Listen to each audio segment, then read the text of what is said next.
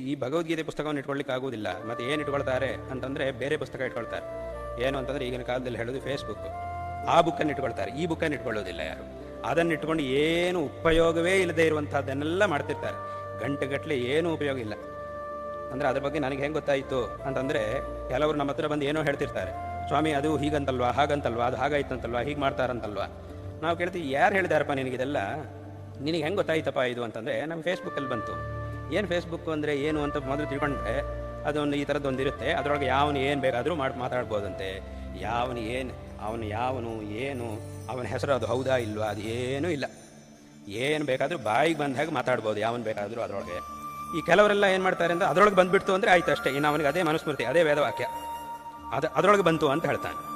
ಆದರೆ ಅದರೊಳಗೆ ಬಂದರೆ ಅದನ್ನು ನೀನು ಹೆಂಗೆ ನಂಬ್ತೀಯಪ್ಪ? ಅದರೊಳಗೆ ಬಂದು ಯಾವನೋ ತಲೆ ಕೆಟ್ಟವನು ಏನೋ ಬರೆದಿದ್ದಾನೆ, ಆದರೆ ಅದನ್ನು ನೀನು ಹೆಂಗೆ ನಂಬ್ತೀಯ? ನೀನು ಅದು ಸರಿಯಾ ಇಲ್ವಾ ಅಂತ ನೀನು ವಿಚಾರ ಮಾಡೋದು ಬೇಡವಾ? ನೀನು ಅದನ್ನು ನಂಬದೆ ನೀನು ಅದೇ ಸರಿ ಅಂತ ತಿಳ್ಕೊಂಡ್ಬಿಟ್ಟು ಅದನ್ನು ಇಟ್ಕೊಂಡು ನೀನು ವ್ಯವಹಾರ ಮಾಡಿದರೆ ಹೇಗಾಗುತ್ತೆ? ಏನು ಉಪಯೋಗ ಅದರಿಂದ? ಏನೂ ಉಪಯೋಗ ಇಲ್ಲ ಅದರಿಂದ. ಅದಕ್ಕಿಂತ ಒಂದು ಸ್ವಲ್ಪ ನೀನು ಗಂಟೆಗಟ್ಟಲೆ ಅದನ್ನು ನೋಡು, ಸುಮ್ಮನೆ ನೀನು ಸಮಯ ವ್ಯರ್ಥ ಮಾಡ್ಕೊಳ್ಳೋದಕ್ಕಿಂತ ಒಂದು 5 ನಿಮಿಷ ಒಂದು ಅಧ್ಯಾಯವನ್ನು ಭಗವದ್ಗೀತೆಯನ್ನು ಪಠಣ ಮಾಡಿದರೆ ಎಷ್ಟೋ ಉಪಯೋಗ ಉಂಟು.